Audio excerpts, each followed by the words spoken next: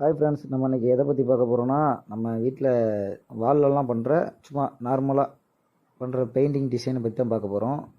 என்ன பண்ணிகிட்ருக்காப்புலன்னா, டேப் வச்சு masking tape வச்சு அவர் மார்க் பண்ணிகிட்ருக்காப்புல. இந்த மாதிரி மார்க் பண்ணிவிட்டு அதில் பெயிண்ட் அடிச்சுட்டு அந்த மார்க்கிங் பண்ண மாஸ்கிங்கை பிரிச்சிட்டோம்னா அது ஒரு டிசைனாக இருக்கும். ஆல்ரெடி நீங்கள் நிறையா வீட்டில் பார்த்துருப்பீங்க. அது எப்படி பண்ணுறாங்க என்னன்றது நிறைய பேருக்கு தெரியாது. நானே இப்போ தான் ஃபஸ்ட் டைம் ஒரு டிசைன் பார்த்தேன். சரி, அதனால தான் உங்களுக்காக வீடியோ எடுத்தேன்.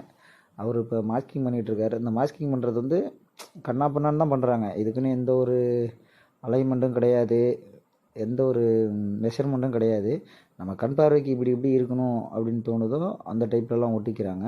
நீங்களே பாருங்கள். அவர் அவரே அட்ஜஸ்ட் பண்ணுறாரு பாருங்கள். இப்படி வச்சா நல்லா இருக்குமா, இப்படி வச்சா நல்லா இருக்குமான்னு அவருக்குள்ளேயே பார்த்துட்டு அவர் மாஸ்கிங் பண்ணிகிட்ருக்காரு.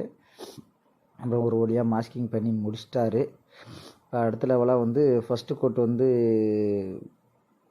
பெயிண்ட் எம்எல்சன் ஏற்றுறாங்க. ஃபஸ்ட்டு கோட்டுக்கு அந்த ஃபஸ்ட்டு கோட்டு ஏற்றிட்டு ஃபுல்லாக கவர் பண்ணி அந்த இது பார்டர் எல்லா இடத்துலையும் படுற மாதிரி அடிக்கணும். மோஸ்ட்லி அந்த இதில் மேலே அந்த மாஸ்கிங் டேப் இருக்குல்ல, அது மேலே அவங்க அப்ளை பண்ணிடுறாங்க. ஏன்னா சைடில் அப்ளை பண்ணும்போது மாஸ்கிங் டேப்புக்குள்ளார போயிருன்றதுனால மாஸ்கிங் டேப் மேலே ஃபஸ்ட்டு அப்ளை பண்ணிவிட்டு அதுக்கப்புறம் சுற்றி இருக்கிற கார்னர் பூரா பெயிண்ட் பண்ணுறாங்க. அதுக்கப்புறம் அதில் கார்னரு கீழே வரைக்குமே மாஸ்கிங் பண்ணியிருக்காங்க. கீழே அந்த டைல் இருக்குல்ல, அந்த டைல்ஸுக்கு கீழே வரைக்கும் ஃபுல்லாக மாஸ்கிங் பண்ணியிருக்குதுல, நீங்களே பாருங்கள். இப்போ தூத்துக்குடியிலே, திருநெல்வேலி, கோவில்பட்டியில் பார்த்திங்கன்னா வெள்ளம் வந்திருந்தது. அதுக்காக நிறைய பேர் உதவி பண்ணியிருந்தாங்க. அதுக்காக எல்லாருக்கும் நன்றி தெரிவிச்சுக்கிறேன். தனிப்பட்ட முறை நிறைய பேர் பண்ணியிருந்தாங்க. ஒவ்வொருத்தவங்க பணம் கொடுத்து நிறைய பேர் பண்ணியிருந்தாங்க. அவங்களுக்குலாம் என்னோட தனிப்பட்ட முறையில் மனமார்ந்த நன்றியை தெரிவிச்சுக்கிறேன். ஏன்னா எவ்வளோ பேர் கஷ்டப்படுறாங்க, அவங்களுக்கு உதவணும்னு ஒரு மனப்பான்மை வந்திருக்கு. ஆனால் இதில் உதவி பண்ணவங்களும் ரொம்ப நிறைய பேர் கஷ்டப்படுறவங்களும் இருக்கிறாங்க. ஆனால் யாரும் கஷ்டப்படாமல் இல்லை. ஆனால் அவங்க கஷ்டப்பட்டாலும் அவங்களுக்கு உதவணும்னு ஒரு எண்ணம் இருந்து அவங்களுக்காக ஒரு ரூபா கொடுத்துருந்தாலும் அவங்களுக்காக மிகப்பெரிய நான் நன்றியை தெரிவிச்சுக்கிறேன்.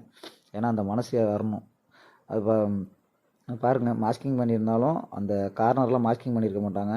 அந்த சுவிட்ச் போர்டில் படாமல் கரெக்டாக ப்ராப்பராக அடிக்கணும்.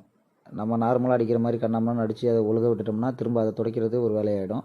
அது கரெக்டாக அதை அடிச்சிருக்காரு பாருங்கள். அவர் பர்ஃபெக்டாக அடிச்சிடணும். அதுக்கப்புறம் அது ஒரு கோட்டு முடிஞ்சோடனே அதுக்கப்புறம் மேலே செகண்ட் கோட் அடிக்கணும். ஏன்னா ஒரு கோட் அடித்தோம்னா அந்த வாரையே தெரியுது பார்த்தீங்களா, ப்ரெஷ்ஷோட அந்த லைன் இருக்குங்களா, அந்த ப்ரெஷ் ஸ்ட்ரோக், அது ப்ரெஷ் ஸ்ட்ரோக்குன்னு சொல்லுவாங்க. அந்த ப்ரெஷ் ஸ்ட்ரோக் தெரியக்கூடாது.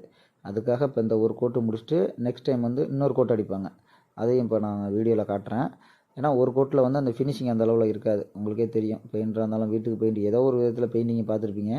அந்த பாருங்கள், இப்போ செகண்ட் கோட் அடிக்கிறப்பல பாருங்கள். செகண்ட் கோட்டு ஃபுல்லாக அது எப்படி ஃபஸ்ட்டு கோட் அடித்தோமோ அதே மாதிரி ஃபுல்லாக செகண்ட் கோட் அடிக்கணும். அப்போ தான் அந்த ஃபினிஷிங் பர்ஃபெக்டாக இருக்கும். இல்லைனாக்கா அந்த லைன்லாம் அது ஒரு மாதிரி டிசைன் ஆகிடும். அந்த டிசைன் அந்த பெயிண்ட் செகண்ட் கோட் அடித்தோம்னா தான் டார்க்காக எடுத்து கொடுக்கணும் நமக்கு. அதுக்காக தான் செகண்ட் கோட் அடிக்கிறது. செகண்ட் கோட்டை அடித்து முடிச்சுட்டு அதை ஃபுல்லாக காய வைக்கணும். ஃபேனில் ஃபுல்லாக காய வச்சுட்டு அந்த பிரிக்க ஆரம்பிச்சிட்டாப்புல அவர் பிரிப்பார். இப்போ பாருங்கள், பிரித்தோன்னே எவ்வளோ சூப்பராக இருக்குன்னு நீங்களே பாருங்கள். பொறுமையாக தான் பிரிக்கணும். டக்குன்னு அவசரப்பட்டு இழுத்துட்டு வச்சுங்களேன், பெயிண்ட்டு எல்லாமே சேர்த்து உரிச்சிட்டு வர்றதுக்கு அதிகப்படியான வாய்ப்பு இருக்குது. அது பொறுமையாக தான் பிரிக்கணும், ஸ்டெப் பை ஸ்டெப்பாக. அது ஒட்டினா எப்படி ஸ்டிக்கர் ஒட்டியிருக்காங்களோ அது ஒன்று ஒன்றா எடுக்க அடுத்த லேயரையும் எடுத்து லைட்டாக வெளில தள்ளி கொடுத்துரும். அதை நீட்டாக எடுத்துடணும். நீங்களே பாருங்கள் அதை எப்படி எடுக்கிறாப்புலன்னு. பொறுமையாக தான் எடுப்பாப்புல, அவசரமே படக்கூடாது. இதில் மட்டும் எவ்வளோக்கு எவ்வளோ வெயிட் பண்ணி பொறுமையாக எடுக்கிறோமோ அவ்வளோக்கு எவ்வளோ அது நீட்டாக இருக்கும்.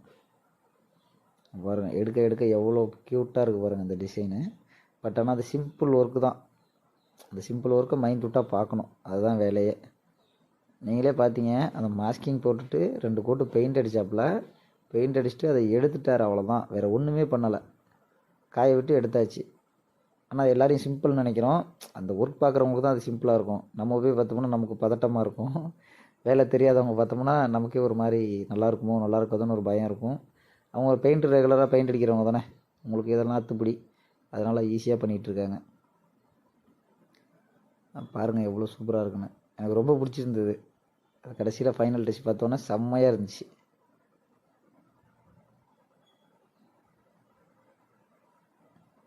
இது பிடிச்சிருந்துச்சின்னா ஒரு லைக் பண்ணுங்கள், நம்ம சேனலை சப்ஸ்கிரைப் பண்ணுங்கள். நம்ம சேனல் ஆரம்பித்து ரொம்ப நாள் ஆகுது. பட்டு நானும் அந்தளவுக்கு ஒன்றும் வீடியோ போடுறதில்லன்னு வச்சுக்கோங்களேன். இருந்தாலும் உங்களுக்கு பிடிச்சிருந்துச்சின்னா ஒரு லைக்குன்னு பண்ணுங்கள், ஒரு சப்ஸ்கிரைப் பண்ணுங்கள்.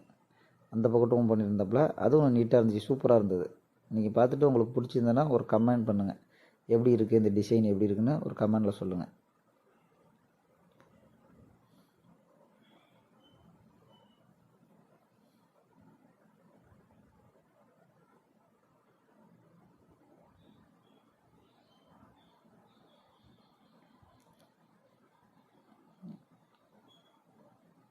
அவ்வளோதான் ஃப்ரெண்ட்ஸ், முடிஞ்சிடுச்சு. இந்த வீடியோ பிடிச்சிருந்துச்சின்னா யாருக்காவது ஷேர் பண்ணி விடுங்க. இந்த மாதிரி பண்ணணுன்னாலும் உங்கள் பெயிண்டர்கிட்ட சொன்னீங்கன்னா கண்டிப்பாக பண்ணி கொடுப்பாங்க. இதுக்கு ஸ்பெஷலிஸ்ட்லாம் தேவையில்லை. நார்மல் யார் பெயிண்ட் அடிக்கிறவங்கள்ட்ட சொன்னாலும் கண்டிப்பாக இது மாதிரி உங்கள் வீட்டில் டிசைன் போட்டு கொடுப்பாங்க. Thank you friends.